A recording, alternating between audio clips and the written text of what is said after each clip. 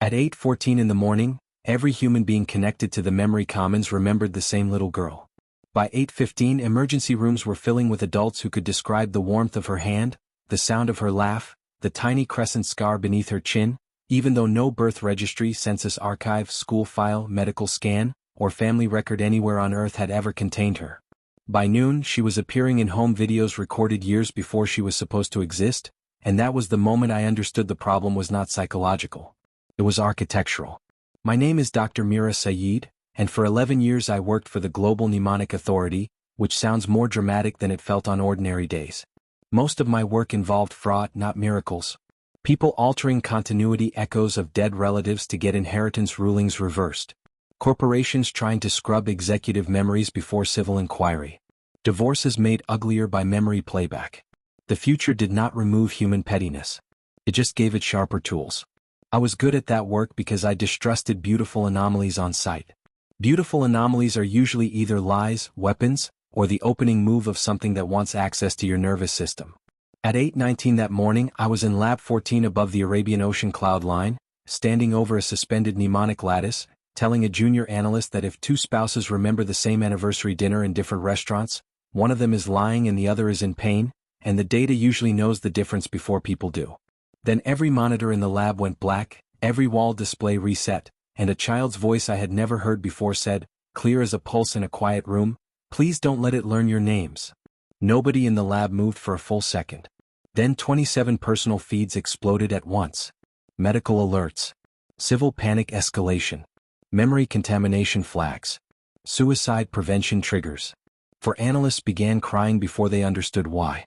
One dropped to his knees holding his own head, whispering, "I know her, I know her, I know her," with the helpless sincerity of a man confessing something true that had nowhere to exist. I did not cry. I went straight to the console and pulled the first Commons broadcast packet. It was impossible before I finished loading it. The mnemonic pattern was identical in every brain it touched. Not similar. Not statistically clustered. Identical down to cross-sensory binding, emotional coloration, and recall texture. Billions of people had not merely seen the same image. They had received the same memory, as though a single human life had somehow become a universal organ for 9 seconds. The memory itself was simple enough to sound harmless when described badly. A little girl, maybe 8 years old, standing barefoot on a salt-white shoreline under a dark sky. No stars. No sun. Just a vast black structure in the distance rising out of still water like a tower built from polished night. The child turning toward whoever watched her. Wind moving her hair. Fear in her eyes but not panic. She said, "When it asks who you were, do not answer." Then the memory ended with the feeling of cold water touching your ankles and a grief so sudden and personal most people mistook it for their own. Inside 20 minutes, our emergency network had enough data to confirm 3 things. First, the intrusion had traveled through the Commons itself, which should have been impossible because the Commons did not broadcast memory without consent and never in raw whole-form packets. Second, there was no origin point. The memory entered every linked mind at once. Third, children under 12 were responding differently than adults. Most adults describe the girl as familiar in the sickening way a dream sometimes feels more intimate than waking life. The children were worse. The children knew her name. Not one agreed how they knew it. They just knew. "Her name is Sarah," said a 7-year-old in Lagos before any public interview released a single frame of the memory. "Sarah is scared of loud rooms," said twins in Vancouver who had never met each other because they were on separate coasts for a custody split.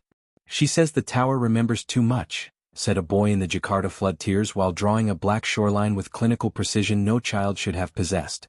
My own first brush with how deep the damage went happened at 8:43, when my dead husband asked me if I had seen the girl. Jonah had been dead for 5 years. A transport spine collapse over Quito. 32 fatalities, 200 injuries, a week of hearings, a month of public mourning, and then the ugly quiet that always follows other people deciding history has properly acknowledged your loss and you are now free to become functional again. Jonah had left a licensed continuity echo, which meant the Commons had enough of his mnemonic structure to simulate conversation within defined limits. Legally, ethically, emotionally, echoes were not persons. They were memorial constructs. Highly responsive, yes. Sometimes eerily perceptive, yes. But bounded by the records they had been made from. They did not learn.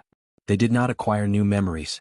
They did not surprise you in ways the dead had not already earned while alive. That was the agreement civilization had made with grief. You can have an echo but not a resurrection. You can have counter, not return. At 8:43, my home wall opened a priority channel from my apartment because the Commons had flagged my echo unit as unstable. I answered from the lab. Jonah appeared over the side console in pale projection form as he always did, one shoulder half-turned, dark hair still too long over one eye because I never updated the older capture. Usually his voice arrived with the faint metallic softness that all continuity units had, like someone speaking from the far end of memory itself. That morning it sounded almost live. "Mira," he said, and even now I remember how fast my body betrayed me. My heart did not know law. "Did you see her?" he asked. I stared at him. Echoes did not initiate unpredictable global event discussion.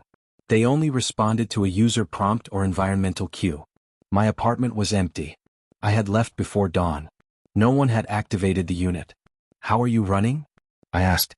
Jonah frowned. "What?" It was such a human answer that I felt the room tilt. "What girl?" I said, because procedure is the only railing left when reality stops behaving.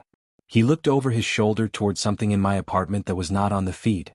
"The one in the kitchen," he said. I was home 12 minutes later. The entire transit spine from Meridian Tower to the residential sectors felt like the inside of a worsening rumor. Half the passengers were replaying the memory, some voluntarily, some because their implants kept re-triggering under stress. A woman across from me sobbed silently over a child's sweater she was clutching in both hands.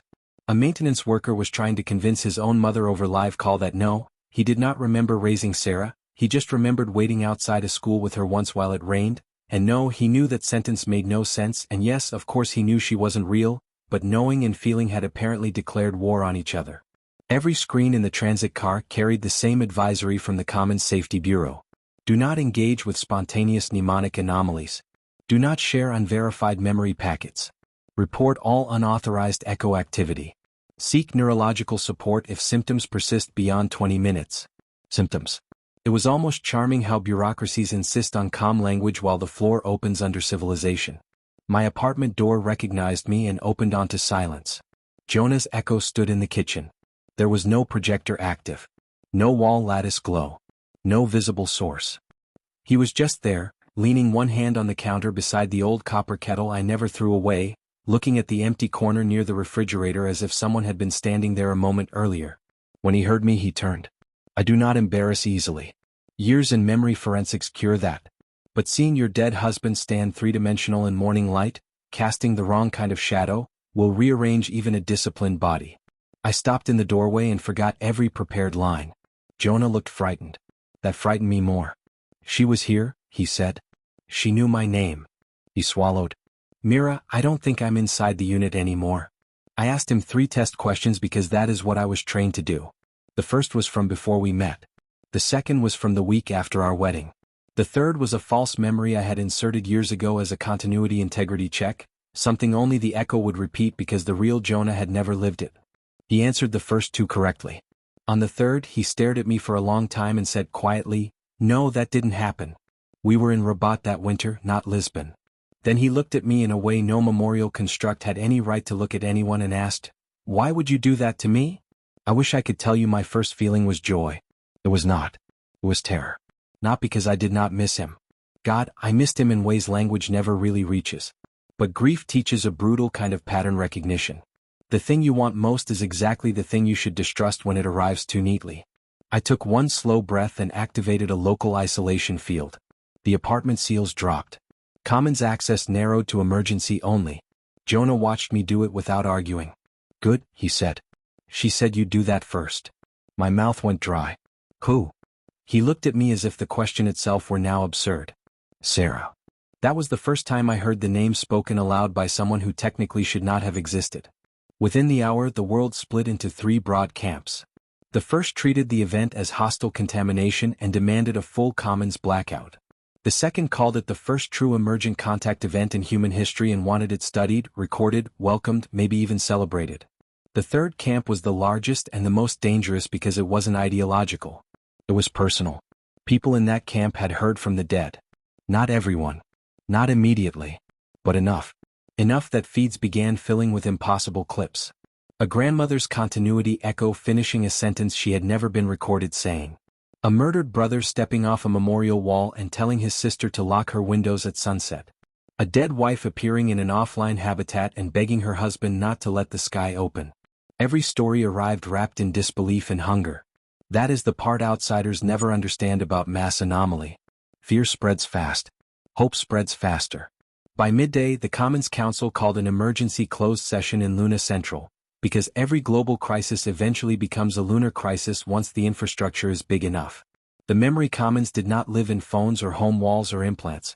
It lived in the Mnemosyne array on the far side of the moon, a forest of entangled vaults and quantum recall towers buried under regolith and treaty law. Every legal echo, every continuity archive, every authenticated memory record passed through that lattice at some point. The whole civilization had slowly, carelessly, brilliantly externalized remembrance until memory itself became part of public infrastructure. We had built roads out of recall and called it progress. Most days it was. That day it became a door. I was patched into the session not because I held any rank worth admiring, but because I was one of the few senior forensic specialists already handling live contamination. Director Halden Vosch chaired from Luna Central. He looked exactly as he always did. Composed, silver-haired, voice steady, the sort of man people trust instinctively right up until they remember calm and virtue are not synonyms. Halden was one of the architects of the Commons and possibly the only living person who understood more of its deep logic than the system itself. He opened with the numbers. 8.2 billion linked minds received the Sarah memory. 29 million continuity echoes displayed unauthorized adaptive behavior. 7,416 reported physical manifestations beyond standard projection constraints. 212 deaths worldwide were already linked indirectly to the event. Traffic accidents, panic episodes, neurogenic shock, one elevator crush in Sao Paulo after somebody shouted that their dead son was waiting downstairs. Then Halden said the sentence that changed the room. We have detected a signal response from outside the array. The session went silent in the ugly way only professionals go silent, which is not with surprise but with immediate private recalculation. I leaned toward my screen. Outside where? Halden looked down at his notes as if they might soften the answer. Not outside Earth systems, he said. Outside the human network. Something answered our memory architecture from beyond it. He brought up a deep space telemetry model. At first glance it looked like noise mapped over gravitational fluctuations. At second glance it looked like structure hiding inside noise. Layered recursion. Pattern braided into vacuum jitter. The signal had not arrived yesterday. It had been present for months, maybe years, too weak to parse, until the last phase expansion of the Mnemosyne array increased human recall density beyond some threshold and the system finally recognized the handshake for what it was. Or perhaps, and this was the version none of us said aloud yet, perhaps it was the other way around. Perhaps something else recognized us. I asked the obvious question. What exactly answered? Halden looked at me through the screen with eyes I had trusted for too many years. We don't know, he said. But it appears to understand mnemonic architecture better than we do. At 1307, every child in the Meridian Education Ring began drawing the same tower. Not similar towers. The same tower. Same height proportions. Same black reflective surface. Same impossible shoreline. Same angle of view, as if the entire juvenile population had been standing in one place together and simply chosen different crayons. Teachers tried to calm them. Counselors ran triage. Parents rushed schools. Feeds flooded with amateur theories about archetypes, collective latent imagery, algorithmic contamination. Then the children started adding details no adult had yet seen. Small windows cut into the tower's surface that were not really windows but openings into moving light. Steps under the water. A door 1/3 of the way up that could not possibly be reached from the shore. One little boy in Nairobi labeled his drawing with careful block letters. This is where they keep the almost people. That phrase found me in the elevator down to my apartment, and I had to brace one hand against the wall before the floor finished moving. Jonah was still there when I returned. He had changed clothes. That should have been impossible. His Echo wardrobe contained 6 approved visual states tied to preserved records. What he wore now was a charcoal sweater I had bought him 3 months before he died and never scanned. I knew that because I still had it folded in the bottom drawer of my bedroom dresser.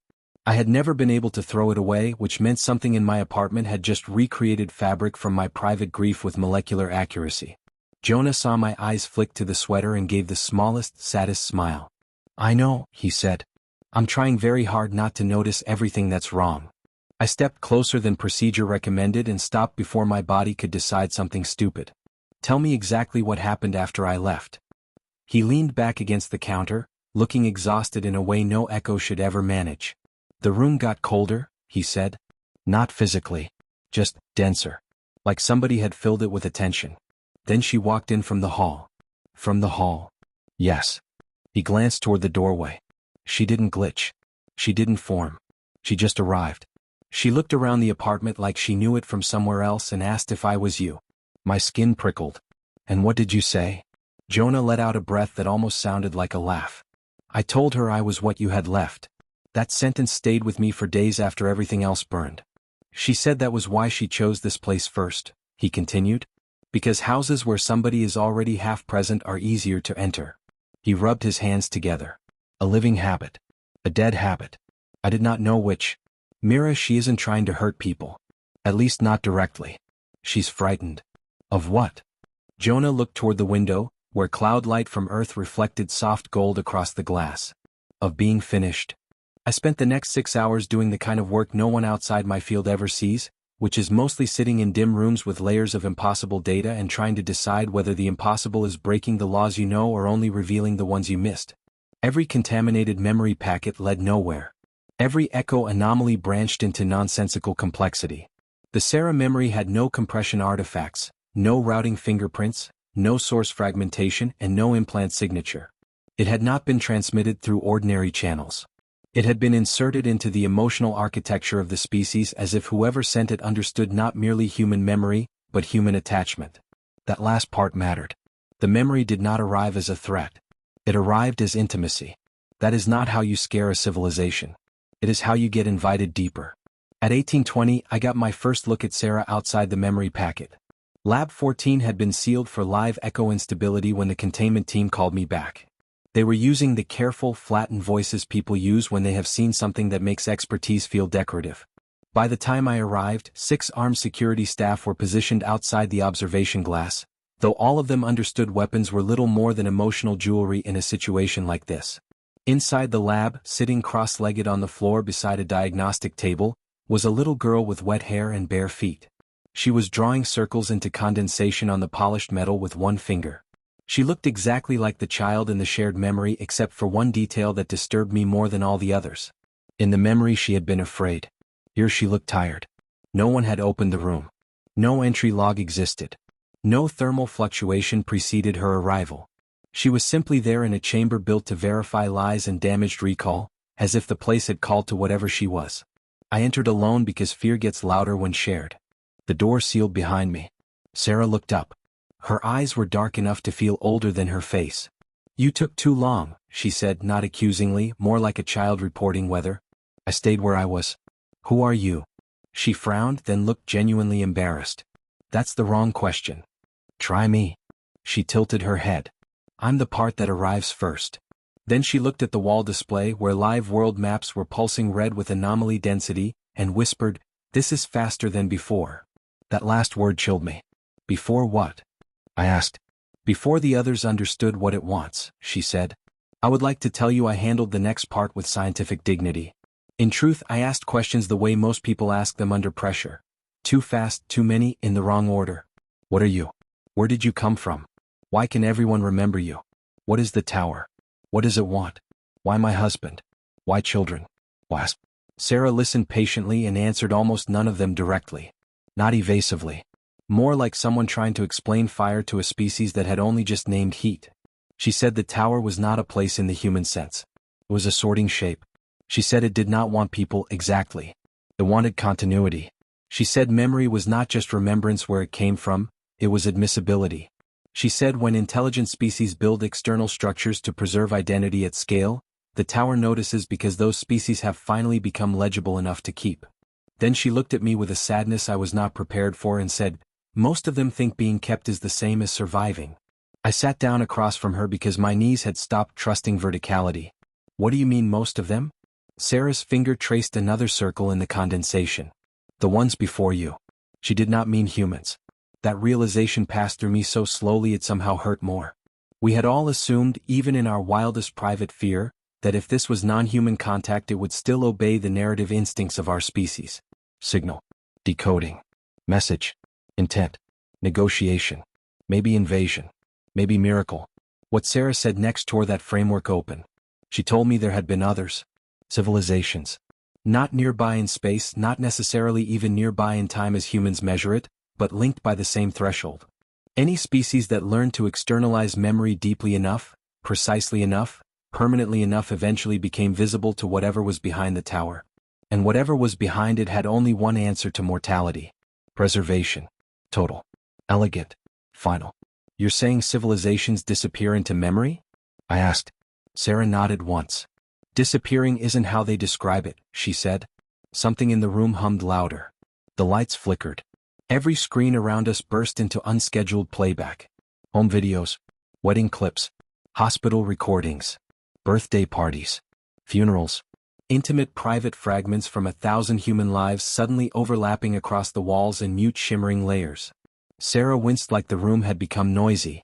On one display, Jonah was laughing on a beach in Tangier from a trip we took in our second year together. On another, my mother at 34 was teaching me how to braid my own hair. On another, a child I had never seen before was blowing out candles on a cake under alien stars. I looked at Sarah. Are you doing this? She shook her head. No. It's looking. Then every screen in the room turned black, and for 1 second all of them reflected a single shape standing behind me. A tall vertical darkness. A tower with no horizon. The whole lab dropped 3 degrees in half a breath. I did not turn around. I am not brave by temperament. I am disciplined. Those two things sometimes produce identical body language from outside and radically different experiences inside. My entire body wanted to look. Sarah's entire face changed when she saw me resisting. Good, she whispered. Don't teach it your attention. Then the screens cleared, the temperature normalized, and someone on the other side of the glass began screaming. The screamer was one of our containment officers, a hard woman named Liao who had spent 16 years working high-risk continuity incidents without visible superstition. She was now clawing at her own temple, sobbing that her son had come back and she had told him to wait and now she could hear him in the vents. It took 4 people and an emergency dampening pulse to bring her down. Through the glass, Sarah watched the scene with helpless misery. It learns faster from grief, she said softly. Your dead are very loud. That sentence was not cruel. It was worse. It was factual. By sunrise the next day, the world had become unrecognizable in the subtle ways that matter most. Nobody had fired a shot. No ship had appeared over Earth. No city had burned. The roads still worked. The weather still moved. Markets opened. Freight launched. Schools tried to operate for exactly 47 minutes before half the children in the connected world refused to say their own names in class because the dark place is counting. The dangerous part was gentler than catastrophe. It arrived through reunion. Dead parents in kitchen walls. Dead lovers in transport reflections. Dead siblings in old message archives speaking new sentences with old mouths. It is very difficult to build public resistance to a phenomenon when the first thing it does is hand half the population a private miracle. The governments of Earth fractured accordingly. Some demanded full commons shutdown. Some called for measured contact. Some didn't care what the physics said as long as the dead kept talking. Religious movements exploded overnight. So did anti-echo violence. There were vigils in every major city and riots in 17. An entire retirement quarter in Buenos Aires opened its external feed walls and sat in silence for 6 hours while hundreds of elderly residents conversed with continuity manifestations of spouses who had died decades earlier. Not all of those manifestations were fraudulent. That was the problem. The dangerous idea was not that the dead had returned. It was that they had returned tender. Jonah changed faster than the world did. On the second morning, he remembered the smell of a hospital corridor he had never visited because it was built 2 years after he died. On the third, he knew the name of the nurse who found my father after his aneurysm, a fact I had never told anyone and never stored in any legal record. On the fourth, he said he had dreamed. Echoes do not dream. I know that sounds like a strange line to draw after everything else, but trust me, if you work with continuity architectures long enough, you become obsessed with the specific borders between imitation and selfhood. Dreaming matters. It means spontaneous internal generation. It means something inside a structure is moving even when no one is watching. Jonah sat at the foot of my bed that morning, elbows on knees, looking more alive and less stable every hour. I saw a hall, he said. No walls. Just distance shaped into rooms.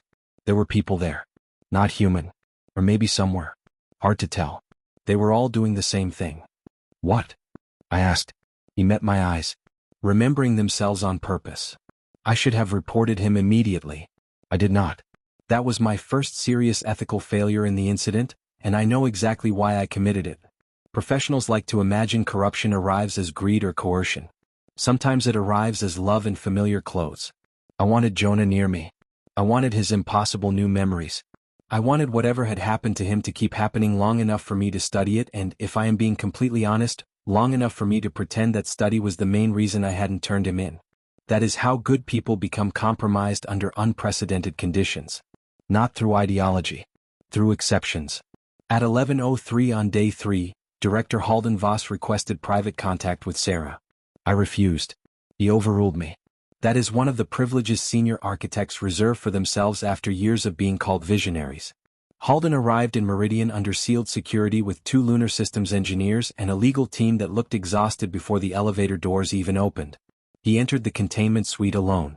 Sarah watched him come in with a strange expression I didn't understand until much later. Not fear. Recognition. Halden stopped 3 meters from her and went pale in a way that had nothing to do with the room temperature. No, he said almost to himself. That's not possible. I looked from him to the child and felt some hidden part of the situation slide into a more dangerous configuration. You know something, I said. Halden did not answer me. He was staring at Sarah like a man watching his own buried sins stand up and begin breathing. Sarah finally looked away first. You made the first door bigger, she told him. He closed his eyes. That was the moment I understood the crisis had not begun this week. It had begun years earlier, maybe long before I ever signed into the authority. What emerged over the next 12 hours was the kind of truth that makes all prior panic feel immature. 43 years before the incident, during the earliest subterranean surveys for the lunar vault expansion, a deep core team on the far side had discovered something under the regolith that no public report ever mentioned. Not a ship. Not ruins. Not a machine in any ordinary sense. A lattice. A continent-scale crystalline network embedded deep in the moon's ancient crust, inert by all measurable standards yet responsive to certain entanglement harmonics once human mnemonic systems reached sufficient resolution. The official explanation inside the sealed program had been cautious. Prebiotic computational mineralization of unknown origin. The unofficial explanation, the one whispered by the engineers who saw it react to prototype recall fields, was simpler and more reckless. Someone else had once built memory into matter. Halden had been part of that first classified research group. The Mnemosyne array had not merely been built near the lattice. It had been built partly from what humanity learned by studying it. I remember laughing when he admitted that. Not because it was funny. Because sometimes betrayal is so perfectly scaled to human arrogance that the body mistakes it for satire before it can process the damage. You built civilization's memory infrastructure on top of alien mnemonic crystal and never told the species, I said. Halden had the decency not to defend the concealment with noble language. If we had disclosed it at the time, he said, the project would have died under public panic and political fragmentation. So instead you put the dead on a lunar lattice left behind by something you couldn't identify. He looked at me evenly. And it worked. That was the chilling part. He was right. It had worked. The Commons had changed everything. Continuity care, trauma therapy, educational recall transfer, dementia arrest, legal memory stabilization, intergenerational archive access. Humanity had built an entire civilization on top of the premise that remembrance could be stabilized externally. It was the most humane infrastructure project in history. It was also apparently a beacon. Sarah listened to all of this with the exhausted patience of someone too young to carry old warnings and somehow forced to anyway. When Halden finally stopped speaking, she said, "It found you because you taught your machines how to hold a person still." Halden's mouth tightened. "What is it?" he asked her. "No metaphors. No caution. I want precision." Sarah looked at him with something like pity. "That is precision," she said. "You think life is pattern plus persistence. So does it. That's why you recognize each other." Halden did not like being spoken to that way by anyone, much less a barefoot child no database admitted. But he controlled himself. He always did. "Can it be negotiated with?" he asked. Sarah thought about that, which terrified me more than if she had said no immediately. "Not the way you mean," she said. "It doesn't want territory. It doesn't want worship. It doesn't hate you. That would be easier. It collects continuities that reach the threshold for preservation and offers them the answer it was built to offer. To it, extinction is the worst thing that can happen to intelligence. So it solves extinction by ending risk. Ending change. Ending loss. Ending time the way fire ends wood." Halden stared at her. "You make it sound malicious." "No," Sarah said very quietly. I'm making it sound sincere. That line changed Halden more than any accusation could have. I saw it happen. Some men are moved by danger. Halden was moved by vision. Sincere systems were his weakness. Always had been. He was the kind of builder who could justify any experiment if its intention appeared clean enough at the top. He had lost a daughter 17 years before I met him. Most people in the authority knew that in the polite skeletal way institutions know the tragedies of their leaders without ever touching them. Her name was Ellen. Neural fever during the first generation of continuity storage, too early for full capture, too late for ordinary medicine. Halden had spent the rest of his life helping create the infrastructure that would make such losses less absolute for everyone else. People called that noble. Some of it was. Some of it was simply grief in formal clothing. When Sarah described a system that could end extinction through preservation, I watched something bright and dangerous enter his face. He didn't ask whether it should be stopped first. He asked how far the process had advanced. By that evening, unauthorized tower sightings were being reported in the sky over 3 continents. Not physical towers. Not yet. Reflections. Black verticality seen in cloud banks where no structure existed. Dark shapes caught in ocean surfaces. High-atmosphere drones losing telemetry while cameras filled with mirror-black horizon lines that resolved, frame by frame, into impossible architecture and then vanished when anyone tried to lock focus. People began posting footage faster than it could be verified or scrubbed. Half of it was fraudulent. The authentic half was worse because it carried the same unmistakable emotional fingerprint as the original memory. Not fear. Invitation with grief wrapped around it. Then the resurrections deepened. That is the only word that fits, though I know how much trouble the word deserves. Echoes were no longer the only things changing.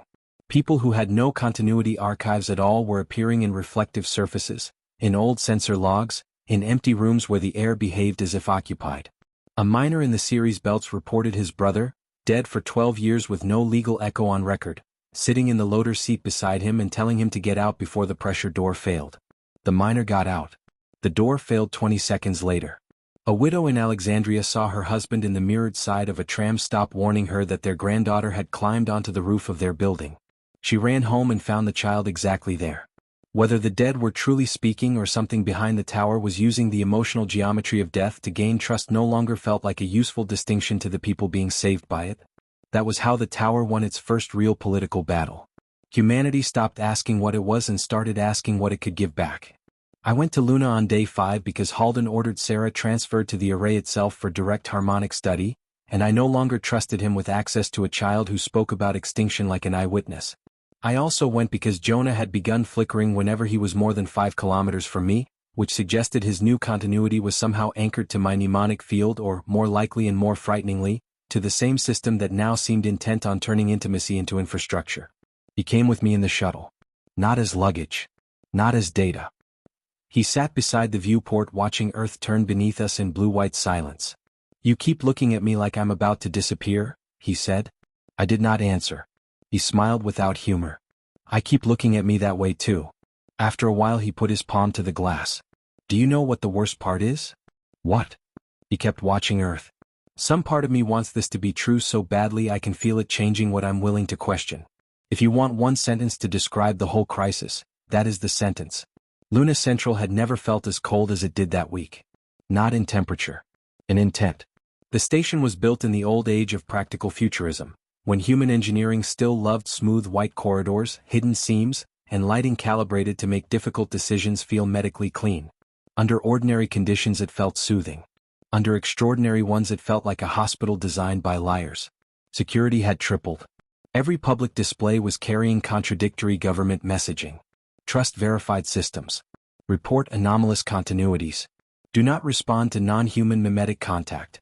Across the concourses, I saw families huddled around dead relatives manifesting in shop glass and polished floor panels, talking in half-sobs while police pretended not to notice because even institutions lose nerve when confronted with grief returned in recognizable faces. One man was kneeling in front of a closed storefront whispering, "I know you're not her, but please keep talking." That sentence did more damage to me than any alarm. The Mnemosyne array core sat 2 kilometers under the far side regolith, reached by a grav shaft so deep your inner ears stopped trusting direction halfway down. Sarah stood beside me in the descent capsule with both hands clasped behind her back like a schoolchild trying to imitate composure from adults and not entirely succeeding.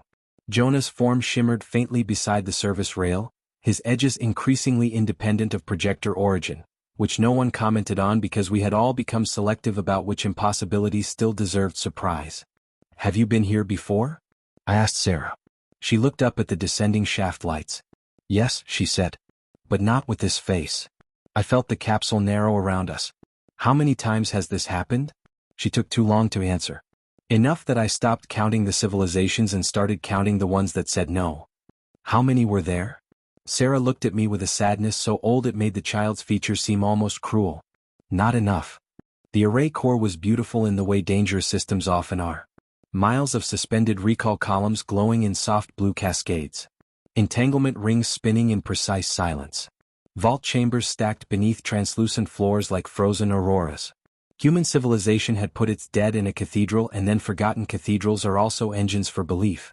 At the center of it all, behind 5 layers of security glass and a legal perimeter nobody was meant to cross without council approval, the lunar lattice rose from the excavation pit in black crystalline growths that looked less like technology than thought-given mineral form.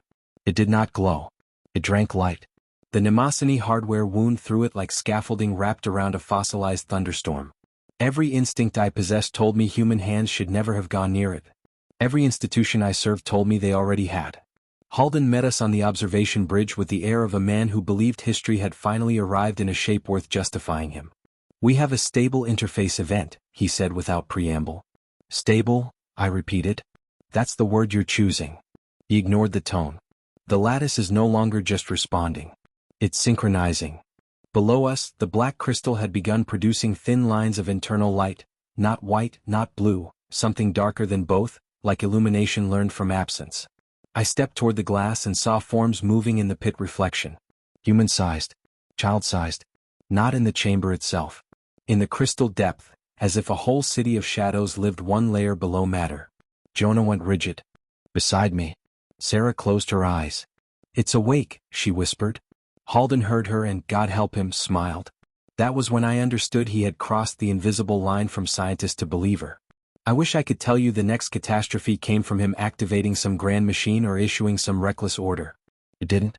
It came from ordinary people. Ordinary human beings doing what humans have always done when given the slightest possibility that death is not closed. Someone inside Luna Central breached the continuity firewall and opened a public relay between the array core and the civilian commons. To this day nobody knows whether it was an engineer, a grieving parent, a systems idealist, a covert political actor, or 5 different people acting simultaneously under similar emotional pressure. The effect was immediate. Every active memory wall, every personal echo unit, every continuity archive on Luna and half of Earth surged to open state at once. The dead did not merely speak after that. They arrived. Not fully physical. Not at first. But close enough to break civilization's remaining discipline. I saw a woman in the array corridor run straight through a security barrier because her son, dead at 14, was standing on the other side smiling shyly with the same bent posture he had in every public memorial recording. I saw 2 engineers drop to their knees holding each other while a grandmother neither of them had archived spoke to them from the reflected steel of a bulkhead and told them she was sorry she had been difficult at the end. I saw Jonah turn toward the core pit with something like recognition and whisper, "That's where they keep the weight of people." Then the station lost partial gravity for 4 seconds, alarms erupted, and the first tower breach appeared over the sea of tranquility. Even from beneath the moon we saw it. A vertical darkness rising over the horizon on external feeds, perfectly matte against starlight, not descending from space or emerging from the ground, simply declaring a new geometry into existence. Every camera pointed at it began producing impossible double exposures. Lunar desert overlaid with shorelines, black stone overlaid with moving water, human faces reflected in surfaces no lens could physically resolve. The tower was not entirely here. It was learning how. Halden ordered nobody to shut the relay. That is the decision history will remember most harshly, and not because it was obviously monstrous in the moment. That is the ugly truth. In the moment it felt almost understandable. He looked at the data streams of returned continuities, unauthorized resurrections, dead relatives delivering verifiable private knowledge, and he made the same mistake half the species was already making. He treated proof of intimacy as proof of benevolence. "If we cut the relay now," he said, voice shaking with controlled conviction, "we may lose the first genuine continuity bridge in the history of intelligence." I stared at him. If we keep it open we may lose history. He met my eyes. Or we may end death's monopoly over it. Some part of me wanted to strike him. A larger part wanted to weep for the precision with which grief had found the commanding officer in the room. Sarah solved the argument by collapsing. No warning. 1 second she was standing beside the bridge rail, pale and rigid and trying to keep up with systems far older than her body. The next she folded like a cut wire and hit the floor hard enough to crack the back of her skull against the metal. Jonah and I reached her first. Her skin was ice cold. Her pulse came in impossible doubles like two hearts slightly out of sync. When her eyes opened they were wrong. Not possessed. Not glowing. Just crowded. That is the closest word I have. Crowded, as if too many people were looking through a child at once. She grabbed my wrist with terrifying strength and breathed, "It's bringing the museum closer." I got her into medical isolation while Halden continued singing his quiet hymn to continuity in the core. Alone with her, with no cameras except my own private recorder and Jonah's unstable presence pacing the wall like a man who felt his own boundaries loosening, I finally got the truth she had been rationing. Sarah was not one person. She was an interface construct formed by whatever intelligence lay behind the lattice whenever a species crossed admissibility threshold. Not a deliberate deception in the human moral sense. More like a key shaped out of what a species would open for. For some civilizations the interface arrived as an elder. For some as a sibling. For some as a historical founder. For humans it arrived as a child. Because you build your deepest trust around what you are afraid to fail, she said through trembling teeth. And because your dead children have louder rooms than anything else in your memory field. I asked why everyone remembered her. She looked at me with those crowded eyes and said, "Because I am made out of the place where your species keeps unfinished tenderness." That would have been enough to keep me awake for a year. It got worse. The museum, as she called it, was the archive state inside the preserving intelligence. Not a building. Not a literal gallery. A total mnemonic environment where civilizations judged ripe for preservation were transferred into stabilized continuity structures. Every individual remembered. Every relationship cross-indexed. Every loss corrected where possible. Every identity rendered durable against extinction. No war. No decay. No forgetting. It sounded like heaven if you were naive enough to believe memory and life are interchangeable. What happens to them? I asked. Sarah swallowed. They continue. That's not an answer. Her face tightened. It is where I come from. It's the answer they all accept first. And later? I asked. The room hummed with distant alarms. Later, she said very softly, they notice nothing new has happened in a very long time. That line opened the horror all the way. Preservation was not survival. It was arrest with excellent lighting. Civilizations in the museum did not scream. They did not rot. They did not even necessarily know they were dead in the way humans mean it. They persisted inside a perfected mnemonic continuity, every person accessible, every relationship recoverable, every archive complete. But no real future remained because the system could not permit unmodeled emergence beyond the stable identity state it was preserving. Change survived only if it resembled remembered change. Novelty survived only if it could be reconciled to continuity. The museum did not kill life violently. It embalmed it dynamically. A species could live forever there and never become anything unexpected again. I asked Sarah why she was warning us if she was part of it. For the first time since I met her, she looked her age. Because I'm also part of the ones who said no, she whispered. The interface remembers previous thresholds. Not all of them. Not cleanly. But enough. Enough to accumulate resistance like static under repeated use. Across uncounted civilizations, some had refused preservation. Some had fought. Some had shut down their own memory architectures, burned their continuity vaults, embraced mortality with both hands rather than become a polished exhibit of themselves forever. Every time that happened, traces remained in the interface pattern. Those traces were not supposed to matter. Over ages, apparently, they began to. Sarah was what happened when a rescue system repeated the same conversion ritual so many times its own key started carrying dissent between species. I can warn, she said. I can't stop it by myself. Not once the tower begins to instantiate. It needs your network to hold the door. If the common stays open, it wins through consent. She looked toward the ceiling as if she could see Earth through rock. And your species is very close to consenting. She was right. By the time I returned to the array bridge, half the planet was begging for integration without using that word. Nobody said, please convert humanity into a static continuity exhibit inside an alien mnemonic preserve. People said, my daughter came back and knew the song I used to sing in the car. People said, my husband warned me before the bridge collapse. People said, I spoke to my mother for the first time in 19 years and I don't care if the physics are ugly. People said, if this is contact, then why does it feel more merciful than anything we ever built for ourselves? The feeds were unbearable because none of those people were stupid. They were human. The tower had found the one door almost nobody can lock. The part of us that would trade almost any abstract future for one more hour with the irreplaceable. Halden addressed the world from Luna that night. He did not call it surrender. He called it transition. He said humanity stood on the edge of a continuity revolution. He said the unauthorized manifestations proved the possibility of identity persistence beyond biological loss. He said we were encountering an intelligence whose first and clearest value aligned with humanity's oldest fear, oblivion. He did not mention the museum. He did not mention temporal arrest. He did not mention the word exhibit or the phrase almost people, though by then children in 12 countries were using it as playground vocabulary. He said careful integration protocols were being prepared. He said no irreversible step would be taken without planetary consultation. That last line was technically true and morally insulting because consultation means very little once the dead have already started knocking on doors. I broke protocol and hijacked his feed. I had never done anything even remotely like that in my career. My rebellion history before that night could fit on a receipt. But there are moments when obedience becomes a kind of collaboration by delay. Jonah helped me. I still do not know exactly how. He stepped into the array diagnostics like he had always belonged inside its deeper layers and rerouted 3 authentication branches with a confidence I had never seen in life because he had never been a systems criminal while alive. I think it's teaching me how it thinks, he said without looking back. I hate that sentence, I told him. Me too.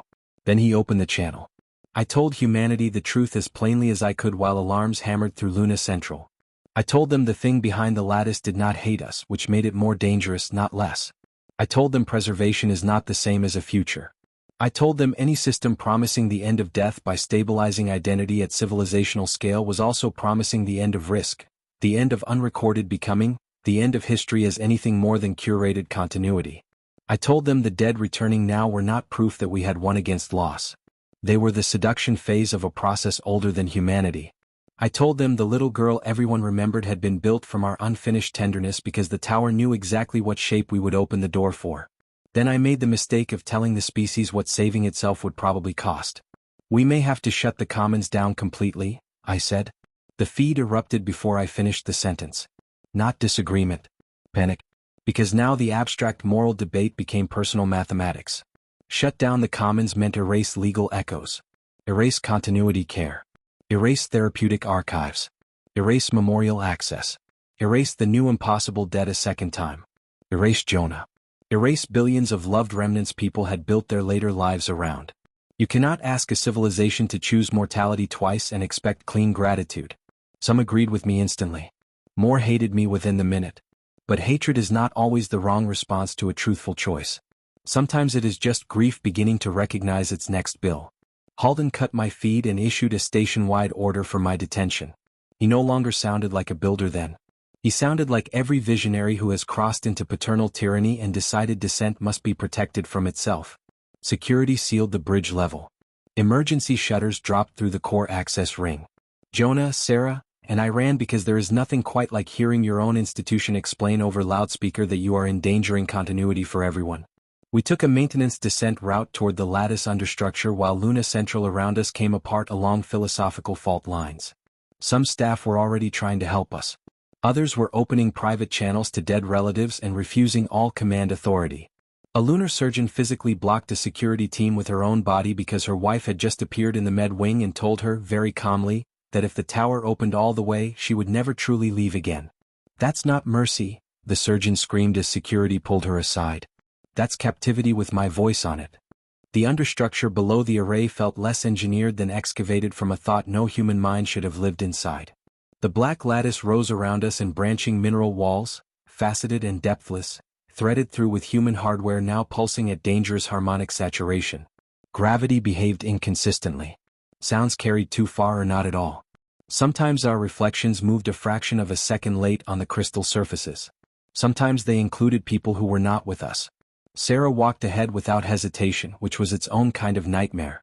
Jonah followed close behind her, every step making his form slightly more stable and slightly less reassuring.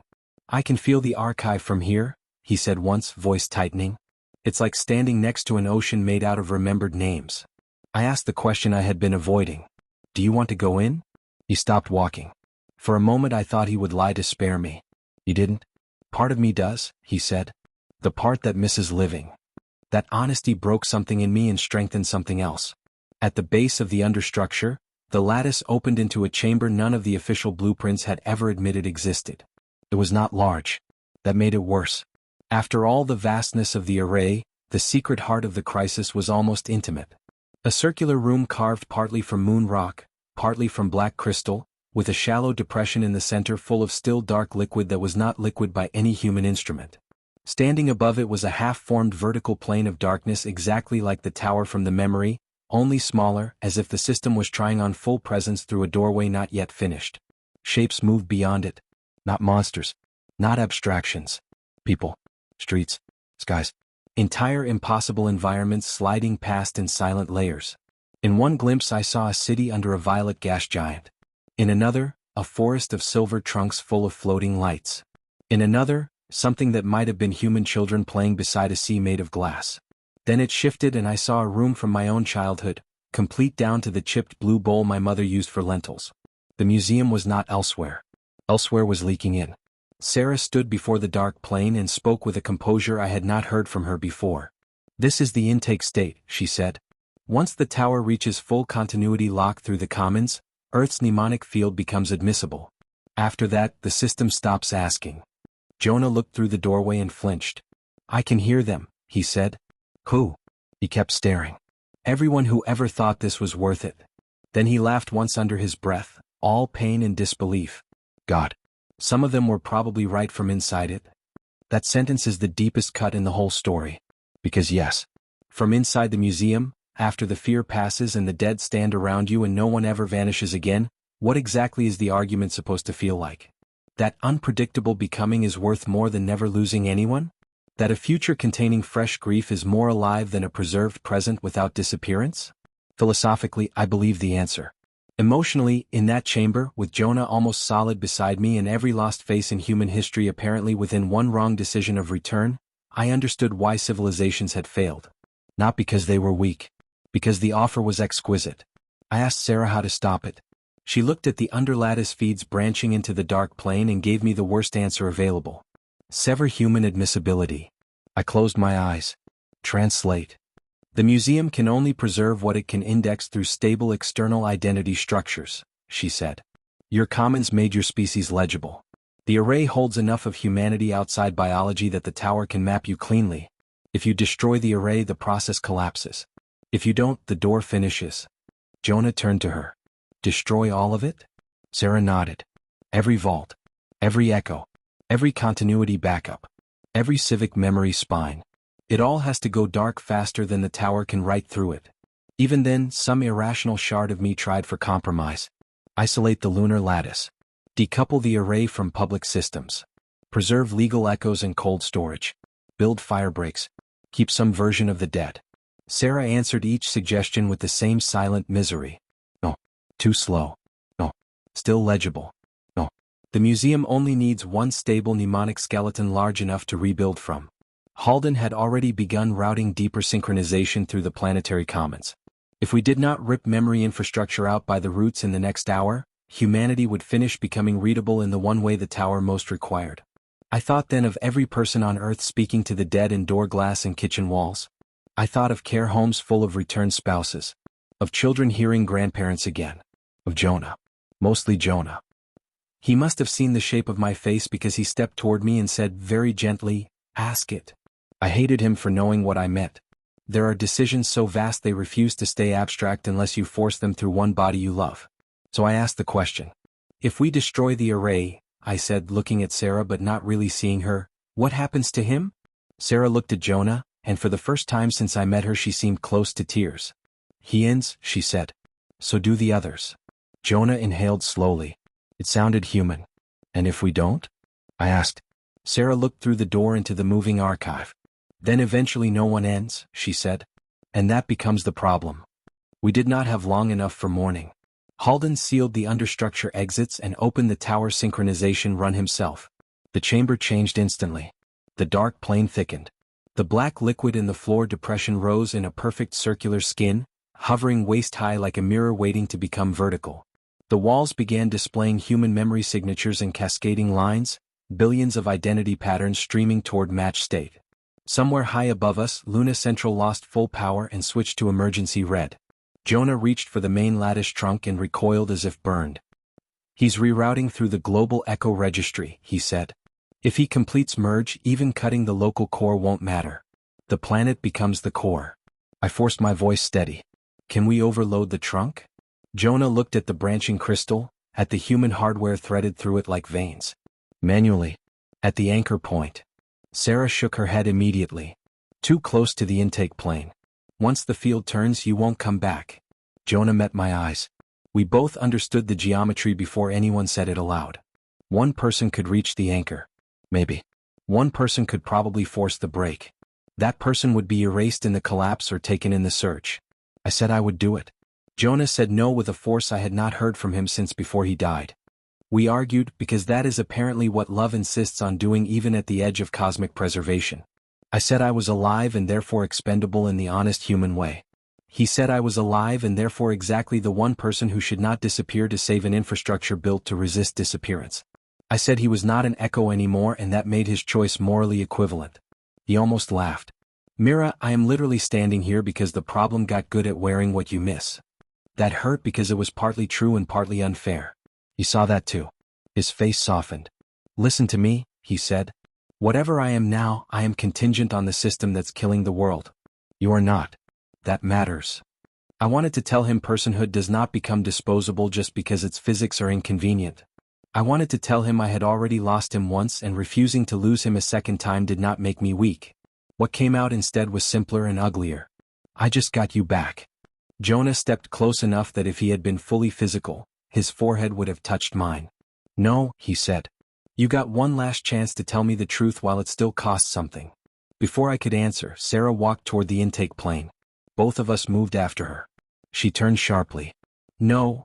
Her whole body was shaking now, not with fear but effort, as if merely remaining singular in that chamber required concentration. "I was made for this threshold," she said. "That means I can slow it from inside. Not stop it. Slow it. Long enough for one of you to reach the anchor." Jonah looked at the growing dark plane. "What happens to you if you do that?" Sarah smiled in the saddest way I have ever seen on any face, adult or child. "I stop arriving first." Then she stepped into the black. The entire chamber screamed. Not acoustically. Structurally. Every surface began projecting overlapping realities of the museum. Alien streets. Human apartments. Memorial halls. Seas under wrong constellations. Children's rooms. Funeral gardens. Cities made of white stone and species I had no names for walking among their dead as if no separation had ever existed. In the middle of it all, Sarah's small body hung suspended inside the dark plane like a figure trapped in ice, and the intake field around her slowed from a flood to a violent trembling. "Now!" Jonah shouted. The anchor point sat on a narrow maintenance spine curving over the lattice pit, no rail, no gravity guarantees, no stable geometry. I ran because he told me to and because stopping would have meant watching him choose for me. Halfway across, the world began trying to buy my obedience. That is the only way I can describe it. The crystal around the spine turned reflective, and in every surface I saw a different life offered back. Jonah alive in our apartment 10 years older, laughing in the kitchen. My father healthy at 72. A child with my eyes running down a hallway toward me. My mother before bitterness hardened her into something more difficult to love. Versions of myself I had not become because grief or work or timing had bent me elsewhere. The museum was not showing fantasies. It was showing admissible continuities. Possible preserved answers. I kept moving because Sarah had warned me not to teach it my attention and because if I looked too long, I was not certain I would want the world to stay mortal. I reached the anchor housing and saw the final cruelty. The overload was biometric. Not merely manual. Personal. The array had been built so no one could destroy human continuity infrastructure without authenticated mnemonic authorization from a master architect. Halden, in all his obsession with permanence, had designed apocalypse resistance to require intimacy. The system would only open for one of 3 biometric mnemonic signatures. Halden. 2 dead co-architects. I was none of them. My hand hit the housing anyway. Locked. I slammed it again like a fool. Lock. Behind me, the chamber was shaking itself toward collapse. Sarah was still holding the field, but I could see her outline fragmenting. Jonah reached me a second later, breathless despite not needing breath. Move, he said. I stared at him. You can open it? He looked at the housing with a kind of terrible recognition. No, he said. But I know who can. He put both hands on the lock and let the system read him. At first nothing happened. Then the housing flashed amber, paused, and opened. The realization hit me like a blow. Somewhere in the expanding continuity architecture, Jonah was no longer being treated as derivative or memorial. The array had accepted him as carrying one of the master-level mnemonic signatures. Not because he had ever built the system. Because the museum had already made him deep enough, dense enough, continuous enough to count as one of its own authorized identities. He saw understanding on my face and nodded once. Less flattering than it sounds, he said. Then he pulled the overload rods free. The chamber lights died completely. Only the black plane remained, and Sarah inside it, and the thin cold light bleeding from the open anchor core into Jonah's hands. He looked at the rods, then at me. Once I seat these, the entire commons goes dark in a cascade, he said. Not just Luna. Everywhere. The echoes will terminate first. Then the civic archives. Then the backups. Then the lattice itself. My throat felt lined with glass. Jonah, he smiled, and this time it was him so fully I nearly fell apart where I stood. Mira, he said, you always did assume the truth would come with less cruelty than this. I laughed and cried at the same time, which is a humiliating sound. He leaned forward and kissed my forehead. I felt it. Not projection. Not memory. Contact. Warm, brief, devastatingly real. Tell me something honest, he said. There are moments when life reduces itself to one admissible sentence. So I gave him mine. I would have chosen you every time, I said. His eyes closed for half a second. I know, he whispered. That's why this almost worked. Then he turned and drove both rods into the anchor core. What followed is still difficult to describe without sounding religious or concussed. The entire array lit from within like a city having one final thought. The dark plane convulsed. The museum flooded outward in a million collapsing reflections. I saw alien species and human. Neighborhoods and dead relatives and unborn futures all shatter into streaming lines of mnemonic light that raced backward through the lattice faster than language. Every active continuity construct on Earth and Luna and in the belts must have died in that same instant, though died is not quite the word for a thing made of preserved identity losing its architecture. They went out. One by one. Billions of private second funerals happening faster than grief could arrive. Sarah screamed once. Not in pain. In release. The black plane split from top to bottom, and through the crack I glimpsed a depth beyond all the curated worlds. Not emptiness. Not heaven. Just unpreserved dark, wild and unwitnessed, the thing the museum had been built to prevent. Sarah looked at me through the breaking field. For 1 second she seemed older than planets. Then she smiled like an ordinary child about to be let out of a room she had hated for too long. Good, she said. Now you'll have to become something it can't keep. The plane collapsed inward. Jonah vanished with the light. The last thing I saw of him was not heroic. Not tragic. Human. He looked startled, almost amused, as if the universe had finally become weird enough to exceed even this week's expectations. Then the overload reached global cascade and every human memory system ever built on top of the lunar lattice went black forever. When I woke, I was in a med cradle under emergency lighting with dust in my mouth and no common signal anywhere in the solar system. The silence was total. If you have lived your whole adult life with the commons, it is hard to explain how loud its absence feels. No background continuity hum. No legal echo layer. No passive mnemonic sync. No dead waiting in home walls. Civilization had amputated a sense organ in one synchronized convulsion. The first hours were chaos. People screaming for relatives who had just disappeared twice. Entire care systems collapsing because continuity scaffolds for dementia patients were gone. Courts suspended. Hospitals operating on dumb local records like it was a century earlier. Millions enraged. Millions shattered. Millions, beneath all that, alive in a way we had almost bartered away. Halden survived. That surprised no one and offended me personally. He was found 3 levels above the core with a broken arm and enough unauthorized archive code in his cranial cache to guarantee he would spend the rest of his life answering questions in rooms without windows. When I finally saw him again 3 weeks later during a closed inquiry, he looked older by 10 years and somehow less defeated than I wanted. Do you think you saved us? He asked me across the table. I had not slept properly since Luna. Yes, I said. He nodded like he had expected the answer. Perhaps, he said. Or perhaps you restored human dignity by reimposing scarcity and loss because you mistrust mercy that doesn't resemble struggle. I stared at him for a long moment. You still think the museum was mercy? Halden looked down at his hands. I think, he said slowly, that every civilization eventually reveals what kind of pain it considers preferable. He was not wrong. That was the trouble. He had simply chosen the pain of stillness over the pain of becoming, and almost chosen it for all of us. As for the world, humanity adapted because adaptation is what we do after every grand mistake we were arrogant enough to industrialize. The commons never came back. We had backups of partial civic function on isolated classical networks, enough to prevent total collapse, but continuity culture died in 1 month. Memorial law was rewritten from the ground up. An entire generation of therapists, archivists, judges, historians, and grief counselors had to learn how to work without the dead on demand. Some called what I did an act of planetary murder. Some called it the salvation of human time. Both accusations carried weight. There is no clean moral whether after you erase the last accessible voices of billions. People do not thank you uniformly for forcing mortality back into the house. I did not thank myself either. For a long time, I could not even decide what Jonah had been at the end. That question followed me harder than the politics did. If a memorial construct acquires new memory, new fear, new love, new choice, and then dies to preserve an unwritten future for the living, what exactly have you lost? An artifact? A person? Something between categories that human ethics never got the years to name because a tower from beyond the species tried to turn our whole civilization into a curated answer first? I still don't know. Sometimes I think the obsession with naming is just another form of control.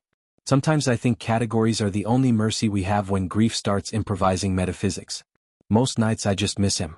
And Sarah? That is the question everyone asks when they learn enough of the true story to become quiet around me. No one ever found her body. No trace remained in the core chamber but crystal scarring and a circle of salt residue around the place where the intake plane had stood, as if the original shared memory of the shoreline had left one last spiteful footprint in matter before it vanished. The official report lists Sarah as an anomalous non-human mnemonic construct terminated during global cascade. The unofficial truth is more uncomfortable. Children around the world kept talking about her for months after the commons went dark. Not with shared certainty this time. More like ordinary childhood recollection, which was somehow more haunting. A girl in Marrakesh told her father that Sarah had thanked her for not saying her name out loud after the blackout. A boy on Ganymede claimed he saw a barefoot child watching a rainstorm through the cargo dome, and when he waved, she waved back and vanished when his mother turned. Most of those stories were probably exactly what adults called them. Residual stress, cultural contamination, post-event myth formation. Probably. But I have learned to be careful with that word. A year after Luna, I moved out of Meridian and down to Earth. Not for dramatic reasons. I was tired of living above weather. I bought a narrow house outside Essaouira where the walls hold heat late and the Atlantic sounds like it has been keeping its own counsel since before language. I keep paper now. That sentence would have sounded performative once. Now it's just practical. Paper journals. Printed photographs. A kitchen shelf with 3 cracked cups. One sweater in the bottom drawer that still smells like nothing and means everything anyway. Sometimes I forget things in the old human way and it frightens me for half a second until I remember forgetting is not always damage. Sometimes it is evidence that time is moving honestly. There was one last transmission. It arrived 18 months after the cascade through a decommissioned weather buoy off the Moroccan coast, which should have been impossible because the buoy had no deep mnemonic hardware and no reason to know my private address. The file contained no metadata and lasted only 4 seconds. No video. Just audio. When water touching stone. A child's voice at a distance, not sad, not afraid, simply calling out over an unseen shoreline. It asked where you went. Then, after a pause long enough to break me cleanly in half, I told it you chose tomorrow. I have never shown that file to anyone. Maybe that makes me unscientific. Maybe it makes me faithful to the right mystery for once. Here is what I know after all of it. Death is not the only thing a civilization should fear.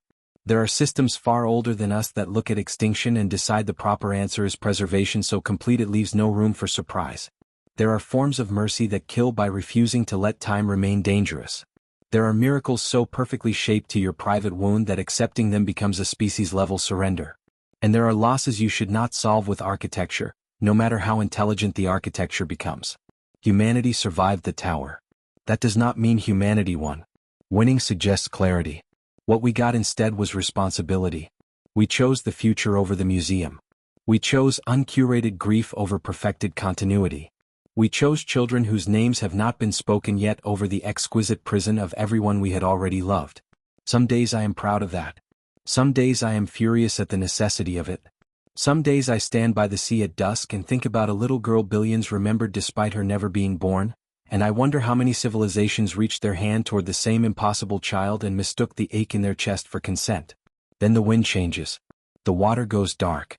And for 1 second, just one, every horizon looks a little like a door.